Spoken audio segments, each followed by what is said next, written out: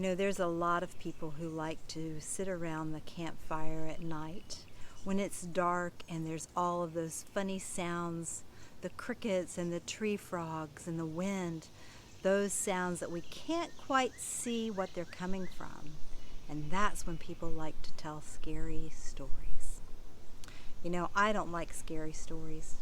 When we're sitting around a campfire, or even when my family's just sitting around together, the stories we like to tell are the stories that make us laugh, or that remind us of the fun things that we have done together, or those important moments in our lives. When we tell stories about special birthdays or holidays that we've been together. People love stories.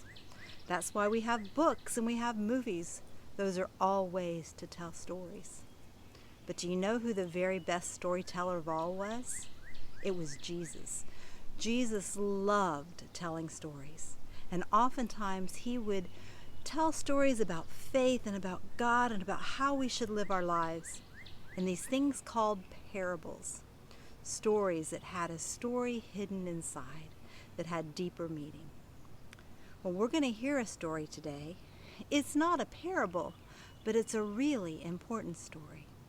Our story today comes from the book of Luke, chapter 24, verses 13 through 22. And this story took place just shortly after Jesus had died. One day, there were two men who were walking from Jerusalem to a city called Emmaus. And as these two men were walking along the road, they were talking about what had just happened.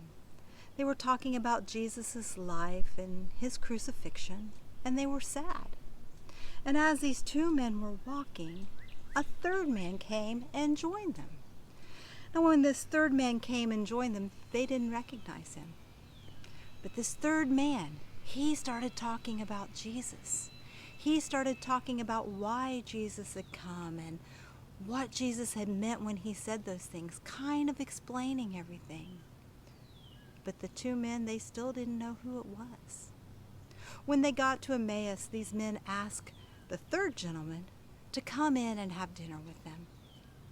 He said, "Okay, I'll come in." And as they sat down to dinner and this third man broke the bread, all of a sudden, those two men realized who they had been walking with. They had been walking with Jesus. He had met them there on that road. He had walked with them all day, and he had shared stories of his life. You see, stories are really, really important. And the best story of all is the story of Jesus and his life. Do you know, boys and girls, Jesus wants us to continue to tell his story. He doesn't want us to keep it to ourselves.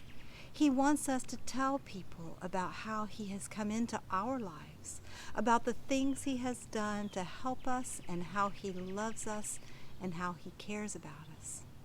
He wants us to continue to tell his story. And people have been sharing his story for over 2,000 years. Can you imagine that? It's the longest story ever, and it's the best story ever. It's the story of God's love, God's grace, the hope, and the faith that we have in him. So boys and girls, I hope that you will continue to tell that story. I can't wait to see you again when we're all together so that we can share stories of what God has been doing in our lives.